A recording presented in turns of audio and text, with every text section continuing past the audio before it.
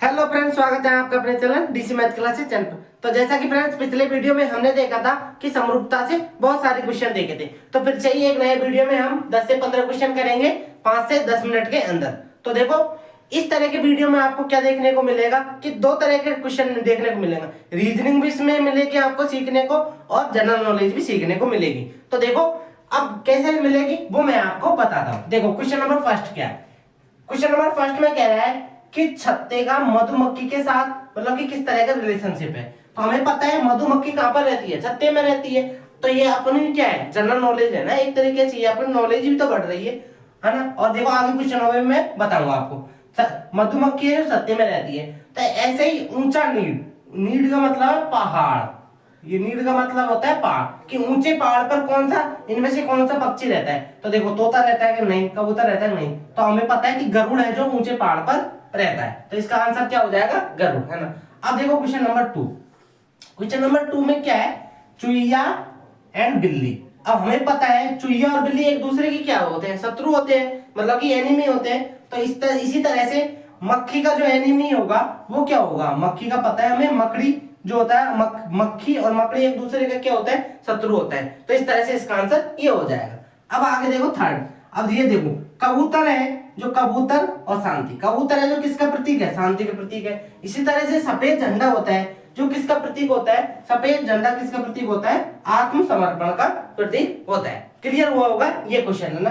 अब देखो question number 4। Question number 4 में क्या कह रहा है, खिलाड़ी एंड टीम। इसी तरह से जहाज का हमें रिलेशनशिप ढूंढना है। तो हमें पता है कि खिलाड़ियों का जो समूह होता है उससे ही क्या बोलते हैं, टीम बोलते हैं। इसी तरह से जो जहाजों का जो समूह होगा उसको क्या बोलेंगे, हम बेड़ा बोलेंगे, उसको क्या बोलेंगे, बेड़ा, है ना। अब आगे देखो क्वेश्चन नंबर 5। अभी देखो ये नॉलेज ही है, अगर आपको इसकी नॉलेज होगी किसी भी खेल वगैरह सारे, मतलब ये किसके अंदर आएंगे, जीके जीएस के अंदर आएंगे। तो अगर इनकी नॉलेज होगी तो आप इस तरह के क्वेश्चनों को सॉल्व कर सकते हैं। तो रीजनिंग भी कर सकते हैं और जीके जीएस भी कर सकते हैं। तो देखो बैडमिंटन एंड कोर्ट। तो हमें पता है कि बैडमिंटन को हम क्या करते हैं, बैडमिंटन है जो कहां पे खेला जाता है, कोर्ट के अंदर खेला जाता है। इसी तरह से इसके अंदर कौन सा ऑप्शन होगा जो इससे मैच खाता होगा। देखो हॉकी है, स्टिक, मतलब स्टिक से हॉकी खेली जाती है, ये नहीं कह रहा। क्रिकेट बैट, मतलब बैट है जो क्रिकेट बैट के द्वारा ही खेला जाता है। लेकिन देखो ये थर्ड ऑप्शन है ना, ये इसका करेक्ट आंसर होगा, क्योंकि ये बोल रहा है स्केटिंग और रिंग। मतलब स्केटिंग है जो कहां पर होती है, बर्फीली क्षेत्रों में या बर्फ के मैदान में, उसको क्या बोलते हैं, रिंग बोलते हैं, उसी को रिंग बोलते हैं। और फुटबॉल और गोल, तो गोल में फुटबॉल में गोल होता है। तो ये रिलेशनशिप आपको मैच नहीं खाया, लेकिन ये आपका बिल्कुल करेक्ट मैच खा गया। तो इसका आंसर ये हो जाएगा, है ना। आगे देखो क्वेश्चन नंबर 6। क्वेश्चन नंबर 6 में क्या बोल रहा है, धागा कपड़ा। तो हमें पता है कि धागे से कपड़े बनाए जाते हैं। तो इसी तरह से तार से क्या बनाई जाएगी, तार से हमें पता है जाली बनाई जाएगी। बस सिंपल सी बात ये है। अब आगे देखो, अब ये देखो मैं बोल रहा था ना कि जीके एंड रीजनिंग दोनों साथ साथ मिलेंगे। अब ये देखो जीके का क्वेश्चन आ गया कि देश एंड राष्ट्रपति। इसी तरह से राज्य का रिलेशनशिप किसके साथ होगा।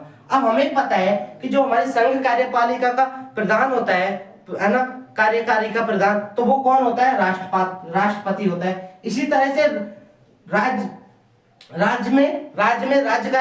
राज्य कार्यपालिका का प्रधान होता है, वो कौन होता है हमारे पास, राज्यपाल होता है। तो इसका आंसर क्या हो जाएगा, राज्यपाल हो जाएगा। इस तरह से आपको जीके एंड रीजनिंग दोनों एक साथ देखने को मिल जाएंगे। अब देखो क्वेश्चन नंबर 8 में क्या कह रहे हैं, पढ़ना और ज्ञान। इसी तरह से कार्य से किससे इसका रिलेशनशिप होगा।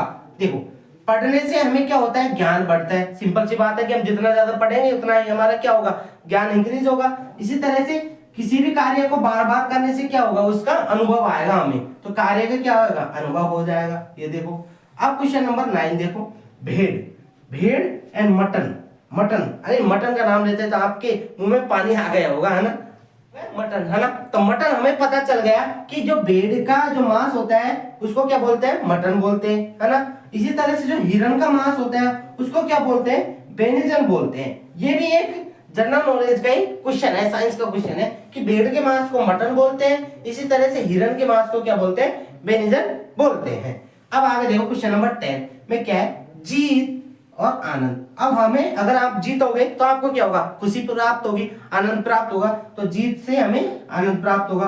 अगर आप हारोगे तो हमें क्या होगा, दुख प्राप्त होगा। तो देखो हारने पर हमें क्या हुआ, दुख प्राप्त हुआ। तो इसका आंसर हार हो जाएगा। ऐसे ही देखो आगे क्वेश्चन नंबर 11।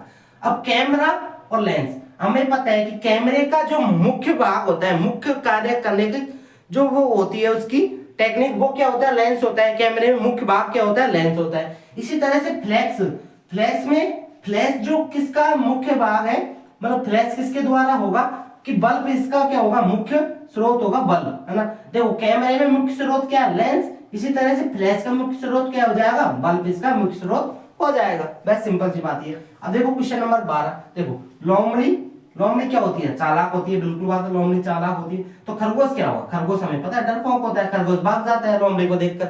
लोमड़ी चालाक होती है, खरगोश डरपोक होता है। बस। अब क्वेश्चन नंबर 13 देखो, नींव। हमें पता है नींव के आधार पर हम क्या करते हैं, देखो नींव भवन, तो हमें पता है कि सबसे पहले हम किसी भी मकान का निर्माण करेंगे तो नींव खोदेंगे, तो नींव के आधार पर क्या होगा, भवन का निर्माण होगा। तो इसी तरह से संविधान है, जो संविधान का निर्माण किसके आधार पर होगा, सॉरी नींव से हम भवन का निर्माण होगा। तो इसी तरह से संविधान के आधार पर किसका निर्माण होगा, राष्ट्र का निर्माण होगा। बिल्कुल करेक्ट बात है ना। देखो आगे देखो क्वेश्चन नंबर 14 में देखो, कैंची एंड कपड़ा, है ना। कैंची से हमें पता है कि कैंची से हम क्या करते हैं, कपड़े को काटते हैं। तो इसी तरह से देखो इसमें क्या होगा, लेखनी स्याही, मतलब स्याही से हम लिखते हैं। तो ये तो नहीं बोला। तो इसी तरह अब इसमें देखो ये क्वेश्चन नंबर बी ऑप्शन देखो, उस तरह एंड दाढ़ी, मतलब कि उस तरह से हम दाढ़ी को काटते हैं। तो इसका आंसर क्या हो जाएगा, ये इसका करेक्ट आंसर हो जाएगा। और इसका आपको आंसर कमेंट करके जरूर बताना है इसका आंसर क्या होगा।